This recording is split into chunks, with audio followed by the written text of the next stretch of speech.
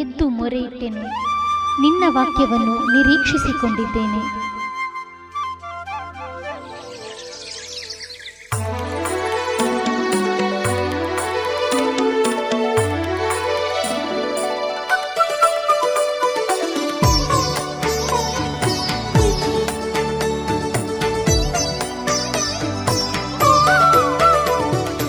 Hallelujah. ದೇವರ ಅತಿ ಪರಿಶುದ್ಧ ನಾಮ ಮಹಿಮೆಗೊಳ್ಳಲಿ. ಈ ಮುಂಜಾನೆ ಮುತ್ತು ಎಂಬ ಈ ಒಂದು ಪ್ರೋಗ್ರಾಮಿಗೆ ನಿಮ್ಮನ್ನು ನಾವು ಸ್ವಾಗತ ಮಾಡಿಕೊಳ್ಳುತ್ತಾ ಇದ್ದೇವೆ. ಈ ಮುಂಜಾನೆಯಲ್ಲಿ ದೇವರ ಆತ್ಮನು ನಿಮ್ಮೊಟ್ಟಿಗೆ ಮಾತಾಡಲು ಬಯಸೋನಾಗಿದ್ದಾನೆ. ಅದಕ್ಕಾಗಿ ನಾವಿವತ್ತು ಇಬ್ಬರು ಸೇವಕರು ನಿಮ್ಮ ಮುಂದಿದ್ದೇವೆ. ದೇವರ ಆತ್ಮನು ಈ ಮುಂಜಾನೆ ವೇಳೆಯಲ್ಲಿ ನಿಮ್ಮನ್ನು ಬಲಪಡಿಸಲು, ನಿಮ್ಮ ಜೀವಿತದಲ್ಲಿ ಆತ್ಮಿಕ ಮುತ್ತನ್ನು ಕೊಡಲು ಬಯಸೋನಾಗಿದ್ದಾನೆ. ಸೊ ಅದರ ಚಿಂತೆಗಾಗಿ ಇವತ್ತು ನಾವೊಂದು ವಾಕ್ಯವನ್ನು ಓದಿಕೊಳ್ಳುವ. ಲೂಕನ ಸುವಾರ್ತೆ 1ನೇ ಅಧ್ಯಾಯ ಅದರ 37ನೇ ವಾಕ್ಯ ಹೀಗೆ ಉಂಟು. ದೇವರಿಂದ ಬರುವ ಯಾವ ಮಾತಾದರೂ ನಿಷ್ಫಲವಾಗುವುದಿಲ್ಲ ಅಂದನು. ದೇವರಿಂದ ಬರುವ ಯಾವ ಮಾತಾದರೂ ನಿಷ್ಫಲವಾಗುವುದಿಲ್ಲ. ಸೇವಕರೇ, ಇವತ್ತು ಲೂಕನ ಸುವಾರ್ತೆ 1ನೇ ಅಧ್ಯಾಯ 37ನೇ ವಾಕ್ಯ ದೇವರಿಂದ ಬರುವ ಯಾವ ಮಾತಾದರೂ ನಿಷ್ಫಲವಾಗುವುದಿಲ್ಲ ಎಂಬುದು ಹೇಳುವಾಗ ಈ ವಾಕ್ಯದ ಆಳವಾಗಿ ನೀವು ಚಿಂತೆ ಮಾಡಿದರೆ ಇದರಲ್ಲಿ ಏನು ನಿಮಗೆ ಅದರ ಒಂದು ಮರ್ಮ ಸಿಗಬಹುದು? ನಾವು ಇಂಗ್ಲೀಷಲ್ಲಿ ಓದೋಣ. ಖಂಡಿತವಾಗ್ಲು ಈ 3 ರೀತಿಯಾಗಿ ಅದನ್ನು ಹೇಳಲ್ಪಟ್ಟಿದೆ. ಯಾಕೆಂದರೆ ನಾವು ಯಾವಾಗಲೂ ಬೈಬಲ್ ಓದಬೇಕಾದ್ರೆ ಹೀಬ್ರೂ ವರ್ಡ್ಗೆ ತುಂಬ ಮಹತ್ವ ಉಂಟು. ಅದು ಒಂದು ವರ್ಡ್ಗೆ ಹಲವಾರು ಮೀನಿಂಗ್ಸ್ ಉಂಟು. ಸೊ ನಮ್ಮ ಪರ್ಟಿಕ್ಯುಲರ್ ಇಂಗ್ಲೀಷ್ ಕನ್ನಡಕ್ಕೆ ಬರಬೇಕಾದ್ರೆ ಆ ವರ್ಡನ್ನು ಕಂಪ್ಲೀಟಾಗಿ ನಾವು ಡಿಸ್ಕ್ರೈಬ್ ಮಾಡಲಿಕ್ಕೆ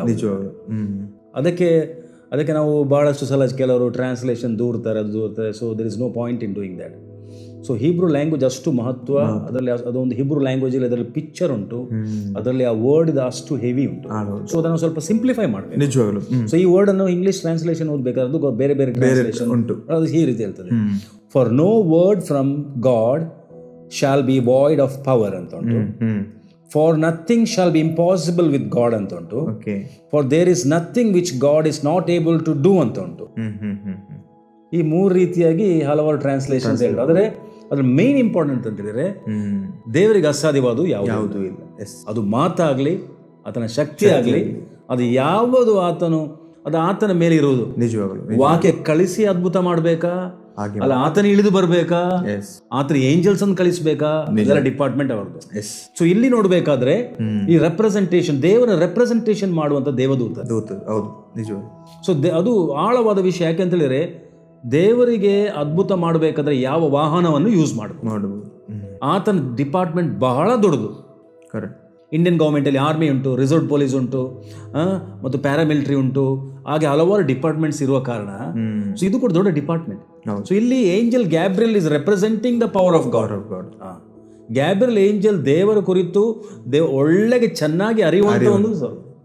ಸೊ ಇಲ್ಲಿ ವಿಷಯ ಅಂತ ಹೇಳಿದ್ರೆ ದೇವರ ಆ ವಾಕ್ಯ, ದೇವರ ದೊಡ್ಡ ಪ್ಲಾನ್, ಮಾನವ ಜಾತಿ ಇರುವಂತ ಪ್ಲಾನ್ ಈ ಮರಿಯಳಿಗೆ ಹೇಳಿದಾಗ ಲಾಜಿಕ್ಲಿ ಕರೆಕ್ಟ್. ಅದು ಲಾಜಿಕ್ಲಿ ನಾವು ನೋಡ್ಬೇಕಾದ್ರೆ ದೇವರ ಅದ್ಭುತಗಳು ಮನಸ್ಸಿಗೆ ಅದು ಬಹಳ ಕಷ್ಟ ಚಿಂತೆ ಆಗುದಿಲ್ಲ. ಸೊ ಅದಕ್ಕೆ ದೇವರ ಹತ್ರ ನಾವು ಫೆಲೋಶಿಪ್ ಬೆಳೆಸ್ಬೇಕಾ, ಲಾಜಿಕ್ಲಿ ಇಂಟೆಲೆಕ್ಚುಲಿ ನಮಗೆ ಬೆಳೆಸ್ಲಿಕ್ಕೆ ಆಗುದಿಲ್ಲ. ಅದು ಬೈ ಫೈತ್ ಬೆಳೆಸ್ಬೇಕು. ಅದೊಂದು ಇಂಟಿಮೆಸಿ ಕನೆಕ್ಷನ್. ಇಷ್ಟು ಪವಿತ್ರವಾಗಿ ಜೀವಿಸಿದಂತ ಮರಿಯಳು, ದೇವರ ಎಲ್ಲ ಕಟ್ಟಳೆಗಳು ಇಟ್ಟಂತ ಮರಿಯಳು, ಅವಳಿಗೆ ಕೂಡ ಇದನ್ನು ದೇವರ ಕಾರ್ಯ ನಮ್ಮ ಬುದ್ಧಿಯಲ್ಲಿ ಅದನ್ನು ಇಂಗ್ಲಿಷ್ ವರ್ಡ್ ಕಾಂಪ್ರಿಹೆಂಡ್ ಮಾಡ್ಲಿಕ್ಕೆ ಅಸಾಧ್ಯ. ಅದಷ್ಟು ದೇವರಿಗೆ ಕೆಳಗಿಳಿದು ಬಂದಿದ್ದಾರೆ. ದ ಮೇನ್ ಥಿಂಗ್ ಇಸ್ ದೇವರು ಕೆಳಗಿಳಿದು ಬಂದಿದ್ದಾರೆ. ಇದನ್ನು ನೋಡ್ತೇವೆ ನಾವು. ಮೋಶೆಗೆ ದೇವರು ಕೆಳಗಿಳಿದು ಬಂದಿದ್ದಾರೆ ಆತನ ಜನರನ್ನು ಬಿಡಿಸ್ಲಿಕ್ಕೆ. ಸೊ ಇಲ್ಲಿ ಕೂಡ ನೋಡ್ತೇವೆ ದೇವರು ಕೆಳಗಿಳಿದು ಬಂದಿದ್ದಾರೆ. ಯಾರನ್ನು ಬಿಡಿಸ್ಲಿಕ್ಕೆ? ಇಡೀ ಮಾನವ ಜಾತಿಯನ್ನು ಬಿಡಿಸ್ಲಿಕ್ಕೆ. ದೊಡ್ಡ ಮಿಷನ್ ಇದು, ದೊಡ್ಡೊಂದು ಜವಾಬ್ದಾರಿ ದೇವರದು, ಈ ಮಾನವ ಜಾತಿಯನ್ನು ಉಳಿಸಬೇಕಂತ. ಸೊ ಅದಕ್ಕೆ ದೇವರು ಯಾವ ಮೀನ್ಸ್ ಕೂಡ ಅಳವಡಿಸುವುದು it's up to God. So ದೇವರ ವಾರ್ತೆಯನ್ನು ಇಲ್ಲಿ ನಾವು ನೋಡ್ಬೇಕಾದ್ರೆ nothing is impossible with God. No word from God is a failure. ಹೌದು, ನಿಷ್ಫಲವಾಗುವುದಿಲ್ಲ ದೇವರ ಮಾತು. ನಾವು ಇದರಲ್ಲಿ ಅದು ಏಷ್ಯಾದಲ್ಲಿ ಕೂಡ ನೋಡ್ತೀವಿ. 97 ಟೈಮ್ಸ್ ನಾವು ಈ ಇಂಪಾಸಿಬಲ್ ವರ್ಡ್ ನಾವು ಬೈಬಲ್ ನೋಡ್ತೇವೆ. 97 ಟೈಮ್ಸ್ ಇಂಪಾಸಿಬಲ್. ಅದು ದೇವರಿಂದ ಬರುವಂತ ಮಾತು ಅದು ಯಾವಾಗಲೂ ಪಾಸಿಬಲ್. ಮನುಷ್ಯನಿಂದ ಬರುವಂತ ಮಾತು ಇಂಪಾಸಿಬಲ್. ದೇವರಿಂದ ಬರುವ ಮಾತು ಪಾಸಿಬಲ್. ನಾವು ವಾಕ್ಯ ನೋಡ್ಬೇಕಾದ್ರೂ ಕೂಡ ನಾವು ನೋಡ್ತೇವೆ, ಸೈನಿಕರು ಇರ್ಲಿ ಇರದಿರ್ಲಿ, ಅಲ್ಲಿ ಜನರು ಭಯಪಡ್ಲಿ, ಆ ದೇವರು ಹೇಳೋ ಮಾತು ಇಟ್ಸ್ ಪಾಸಿಬಲ್ ಆಗಿರುತ್ತೆ ನಿಜವಾಗಲೂ. ಸೊ ಅದೇ ಪ್ರಿಯರೇ ನೋಡಿ, ಇವತ್ತು ನಾವು ಈ ವಾಕ್ಯದಲ್ಲಿ ಬಹಳ ಸ್ಪಷ್ಟವಾಗಿ ಹೇಳೋದು ವಿಷಯ ಅಂದರೆ, ದೇವರಿಂದ ಬರೋ ಯಾವ ಮಾತಾದರೂ ನಿಷ್ಫಲವಾಗುವುದಿಲ್ಲ. ಅಂದರೆ ದೇವರಿಂದ ಯಾವುದು ಅಸಾಧ್ಯವಿಲ್ಲ, ಎಲ್ಲವೂ ಸಾಧ್ಯ ಎಂಬುದಾಗಿ ಅಲ್ಲಿ ವ್ಯಕ್ತವಾಗಿ ತಿಳಿಯಪಡಿಸ್ತಾ ಉಂಟು. ಹಾಗಿರುವಾಗ ಈ ಮುಂಜಾನೆ ವೇಳೆಯಲ್ಲಿ ನಮ್ಮನ್ನು ನೋಡುವವರ ಜೀವಿತದಲ್ಲೂ ಕೂಡ ಆಮೇಲೆ ದೇವರಿಂದ ಎಲ್ಲವೂ ಸಾಧ್ಯ ಉಂಟು ಪ್ರಿಯರೇ, ಅಲ್ವಾ? ಇವತ್ತು ಚಿಂತೆಯಲ್ಲಿ, ದುಃಖದಲ್ಲಿ, ಕೆಲವರೆಲ್ಲ ಬೆಳಿಗ್ಗೆ ಮುಂಚೆ ಎದ್ದು ಭಾರದಲ್ಲಿ ಇರ್ತಾರೆ. ಸೊ ಇವತ್ತು ನಿಮಗೆ ಈ ಒಂದು ಮನ್ನ ಅಥವಾ ಈ ಒಂದು ಮುತ್ತು ನಿಮ್ಮ ಲೈಫಲ್ಲಿ ಅದು ಬಲವನ್ನು ಉಂಟು ಮಾಡಲಿ, ಅಲ್ವಾ? ದೇವರನ್ನ ಪೂರ್ಣಕವಾಗಿ ನಂಬುವಾಗ ಆ ವರ್ಡ್ ನಿಮ್ಮ ಲೈಫಲ್ಲಿ ಕ್ರಿಯೆ ಮಾಡೋಕ್ಕೆ ಸ್ಟಾರ್ಟ್ ಮಾಡುತ್ತೆ. ಸೊ ದೇವರನ್ನ ನಂಬಬೇಕು, ದೇವರ ವರ್ಡನ್ನು ನಾವು ಸ್ವೀಕಾರ ಮಾಡಬೇಕು. ಆವಾಗ ನಿಮ್ಮ ಲೈಫಲ್ಲಿ ಏನಾಗುತ್ತೆ, ಯಾವುದು ನಿಷ್ಫಲವಾಗೋದಿಲ್ಲ, ಅದ್ಭುತಗಳು ನಡೆಯುತ್ತೆ, ಅಲ್ವಾ? ಸೊ ಇನ್ನು ನಾವು ವ್ಯಕ್ತವಾಗಿ ನಾವು ಅದ್ರ ಕುರಿತು ಚಿಂತೆ ಮಾಡೋದಾದರೆ, ನಮ್ಮ ವ್ಯೂವರ್ಸ್ ಆಮೇಲೆ ಅನೇಕರು ಅವರ ಮನೆಯಲ್ಲಿ ತುಂಬ ದುಃಖದಲ್ಲಿ, ಭಾರದಲ್ಲಿ ಇರುವ ಸಂದರ್ಭದಲ್ಲಿ ಈ ಮುಂಜಾನೆ ಅವ್ರನ್ನ ಎಂಕರೇಜ್ಮೆಂಟ್ ಮಾಡೋ ರೀತಿ ನಮಗೆ ಹೇಗೆ ದೇವರಾತ್ಮ ನಿಮ್ಮ ಹತ್ರ ಹೇಗೆ ಯಾವ ರೀತಿಯಲ್ಲಿ ಮಾತಾಡೋದು ಸ್ವಲ್ಪ ನೀವು ತಿಳಿಸಿ ಒಳ್ಳೆದಿತ್ತು. ಅದು ಬಹಳ ಇಂಪಾರ್ಟೆಂಟ್ ವಿಷಯ ನಾವಿಲ್ಲಿ ನೋಡ್ಬೇಕಂತ ಹೇಳಿದ್ರೆ, ಒಂದು ಮನುಷ್ಯನನ್ನು ಮೀನ್ ತಿನ್ನಿಸಲಿಕ್ಕೆ ಕಲಿಸಿದ್ರೆ ಅಲ್ವಾ? ಹೌದೌದು. ಮೀನ್ ತಿನ್ಲಿಕ್ಕೆ ಕಲಿಸೋದು ಬೇರೆ, ಮೀನ್ ಹಿಡಿಲಿಕ್ಕೆ ಕಲಿಸೋದು ಬೇರೆ. ಸೊ ನಾವು ಪ್ರೇಕ್ಷಕರಿಗೆ ನೀವು ಇಂಡಿಪೆಂಡೆಂಟ್ ಆಗಿ ಸ್ಟ್ರಾಂಗ್ ಆಗಬೇಕು, ಬಲ ಹೊಂದಬೇಕು. ನಿಜವಾಗ್ಲು ಹೌದು. ಇದು ಎಲ್ಲಾ ಟೈಮ್ ನಮಗೆ ಒಬ್ಬರು ಬಂದು ಪ್ರೋತ್ಸಾಹ ಪಡಿಸೋದು, ಒಬ್ಬರು ನಮ್ಮನ್ನು ಮೋಟಿವೇಟ್ ಮಾಡೋದು, ಈ ರೀತಿ ಆಗುದಿಲ್ಲ. ಸೊ ಇಲ್ಲಿ ನಾವು ನೋಡ್ಬೇಕಂತ ಹೇಳುವ ವಿಷಯ, ದೇವರು ಮನುಷ್ಯನ ಜೀವಿತದಲ್ಲಿ ಅಂತರಾತ್ಮದಲ್ಲಿ ಕಾರ್ಯ ಮಾಡ್ಲಿಕ್ಕೆ ನೋಡುವಂತ ದೇವರು. ನಿಜವಾಗ್ಲು ಅಂತರಾತ್ಮದಲ್ಲಿ ನಮ್ಮ ಬಲ ದೇವರು ಕೊಟ್ರೆ ಮತ್ತೆ ನಮ್ಗೆ ಹೇಗೆ ಮುಂದೆ ಹೋಗ್ಬೋದು. ಸೊ ಇದು ಗ್ರೇಟೆಸ್ಟ್ ಮಿರಾಕಲ್ ಈ ವರ್ಲ್ಡ್ ಅಲ್ಲಿ ಏನಂತ ಹೇಳಿದ್ರೆ, ಸತ್ಯವೇದ ನೋಡ್ಬೇಕಾದ್ರೆ ಗ್ರೇಟೆಸ್ಟ್ ಮಿರಾಕಲ್, ಒಂದು ಕನ್ಯಳಾದ ಸ್ತ್ರೀ ಪುರುಷನ ಸಂಬಂಧವಿಲ್ಲದೆ ಇದು greatest miracle, first miracle. Second miracle, greatest miracle ಅಂತ ಹೇಳಿದ್ರೆ, ಒಂದು ವ್ಯಕ್ತಿ, ನಮ್ಮಂತ ವ್ಯಕ್ತಿ ಆತನು ದೇವರ ಮಕ್ಕಳಾಗಿ ಮಾರ್ಪಡೋದು. ಹೌದು, ದೇವರ ಸ್ವಂತ ಮಕ್ಕಳಾಗಿ ಮಾರ್ಪಡೋದು, ಪ್ರಿಯ ಮಕ್ಕಳಾಗಿ ಮಾರ್ಪಡೋದು. ಸೊ ಇದಕ್ಕೆ ಹೇಳೋದು ಬಾರ್ನ್ ಅಗೇನ್ ಎಕ್ಸ್ಪೀರಿಯನ್ಸ್ ಅಂತ ಹೇಳೋದು, ನಿಜವಾಗ್ಲು ಹೊಸದಾಗಿ ಹುಟ್ಟುವಂತ ಎಕ್ಸ್ಪೀರಿಯನ್ಸ್. ಸೊ ಒಂದು ಮನುಷ್ಯನಿಗೆ ಈಗ ಗ್ರೋ ಆಗಬೇಕಂತ ಹೇಳಿದ್ರೆ ಬಾರ್ನ್ ಅಗೇನ್ ಆಗಬೇಕು, ದೇವರಿಂದ ಹುಟ್ಟಲ್ಪಡಬೇಕಾದ. ಖಂಡಿತ ಅದು ಮೇರಿಯ ಗರ್ಭದಲ್ಲಿ ಆದಂತ ಮಿರಾಕಲ್ ನಮ್ಮಲ್ಲಿ ಬರಬೇಕು. ಮೇರಿಯ ಗರ್ಭದಲ್ಲಿ ಯೇಸು ಸ್ವಾಮಿ ಯೋಸೆಫ್ನ ಸಂಬಂಧವಿಲ್ಲದೆ ಹುಟ್ಟುತ್ತದೆ. ಪುರುಷನ ಸಂಬಂಧ ಇಲ್ಲ, direct the word and the spirit ಅಲ್ಲಿ ಕೆಲಸ ಮಾಡಿ. ಕರೆಕ್ಟ್, ವರ್ಡ್ ಅಂಡ್ ಅದೇ ಬಾರ್ನ್ ಅಗೇನ್ ಎಕ್ಸ್ಪೀರಿಯನ್ಸ್ ನಮಗೆ ಆದ್ರೂ ಕೂಡ ಯೇಸು ಸ್ವಾಮಿ ನಿಕೋಡೆಮಸ್ ಹತ್ರ ಕೇಳುವಾಗೆ ಹೊಸದಾಗಿ ಹುಟ್ಟಬೇಕು. ಅದೇ ಬಾರ್ನ್ ಅಗೇನ್ ಎಕ್ಸ್ಪೀರಿಯನ್ಸ್ ನಮಗೆ ಬರಬೇಕು. ಹೌದು, ಆಗ ನಾವು ಎಲ್ಲಾ ಸವಾಲುಗಳನ್ನು ಮೀರಿ ನಡೀತೇವೆ. ನಿಜವಾಗ್ಲೂ ಪ್ರಿಯರನ್ನ ವೀಕ್ಷಕರಿಗೆ ಹೇಳುದಂತ ಹೇಳಿದ್ರೆ, the first of all the greatest miracle in our life is, ನಾವು ನಮ್ಮ ಜೀವಿತದಲ್ಲಿ ಆತ್ಮವು ಪುನರ್ಜೀವಗೊಳ್ಳಬೇಕು, ಬಾರ್ನ್ ಅಗೇನ್ ಆಗಬೇಕು, ದೇವರ ಜೊತೆ ಕನೆಕ್ಷನ್ ಮೇಂಟೈನ್ ಮಾಡಬೇಕು. ನಿಜವಾಗಲು ಇಲ್ಲದ್ರೆ ನಾವೇನ್ ಮಾಡ್ತೇವೆ, ಪ್ರತಿ ಸಲ ಬೀಳ್ತೇವೆ, ಹೇಳ್ತೇವೆ. ಆ ದೇವರ ಆತ್ಮನಿಂದ ಹುಟ್ಟಿದವನು ಈ ಲೋಕವನ್ನು ಜಯಿಸ್ತಾನೆ. ಸೊ ದೇವರ ಆತ್ಮನಿಂದ ಹುಟ್ಟುವಂತ ಒಂದು ಸಂಭವ ಈ ಬೆಳಗಿನ ವೇಳೆಯಲ್ಲಿ ನಡಿಬೇಕು. ಅದು ಹೇಗೆ ನಡೀತದೆ? ರೋಮ್ ಬರೆದ ಪತ್ರಿಕೆ 10ನೇ ಅಧ್ಯಾಯ ಸಾಕು, ಯೇಸು ಸ್ವಾಮಿನ ಸ್ವಂತ ರಕ್ಷಕನಾಗಿ ಸ್ವೀಕಾರ ಮಾಡಬೇಕು. ಅಕ್ಸೆಪ್ಟ್ ಹಿಮ್ ಅಷ್ಟೇ.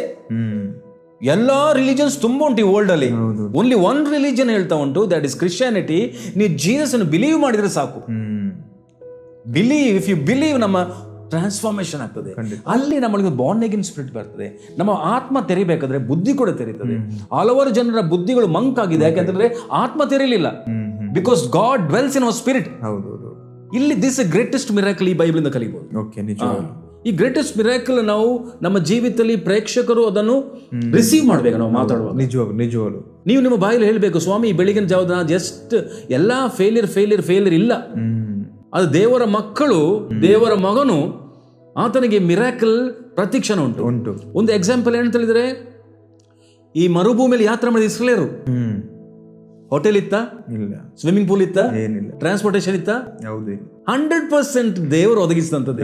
ಖಂಡಿತ ನಮ್ಮ ಜೀವಿತದಲ್ಲಿ ಕೂಡ ಹಣ ಇದ್ರೆ ಮಾತ್ರ ನಾವು ಮುಂದೆ ಹೋಗುದಂತಲ್ಲ, ದೇವರ ಆತ್ಮ ನಮ್ಮ ಜೊತೆ ಇರಬೇಕು, ಮುಂದೆ ಹೋಗ್ಬೋದು. ಅದು ಧೈರ್ಯ ನಮಗೆ ಬರಬೇಕು.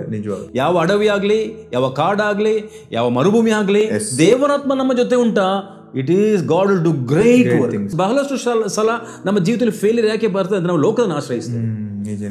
ಹಣ ಬರ್ತದೆ ನಮಗೆ, ಮಂತ್ ಎಂಡ್ ಆಗುವಾಗ ಹಣ ಮುಗಿತದೆ, ದಟ್ ಈಸ್ ನ್ಯಾಚುರಲ್. ಅದು ರಿಸೋರ್ಸ್, ಎಂಟಿ ರಿಸೋರ್ಸ್. ಅದು ಬರ್ತದೆ ಹೋಗ್ತದೆ. ಆ ದೇವರು ನಮ್ಮ ಹತ್ರ ಬಯಸ್ತದೆ ಅಂತ ಹೇಳಿದ್ರೆ ಕಂಪ್ಲೀಟ್ ಆತನ ಆಶ್ರಯಿಸಬೇಕು. ಕಂಪ್ಲೀಟ್ ಆತನು ಎಲ್ಲಿಂದ ಆದ್ರೆ ಮಿರಾಕಲ್ ಮಾಡುವಂತ ಶಕ್ತನಾಗಿದ್ದಾನೆ.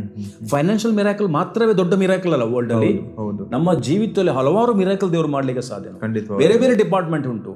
ಸೊ ಇದು ಇಂಪಾಸಿಬಲ್ ವಿಷಯ ನಾವು ಮರುಭೂಮಿಯಲ್ಲಿ ನೋಡಿದ್ರೆ ಸಾಕು, ಅಲ್ಲಿ ಯಾವ ರೀತಿ ಜನರು ಮುಂದೆ ಹೋದ್ರೆ ಅಮೇಜಿಂಗ್ ಮಿರಾಕಲ್.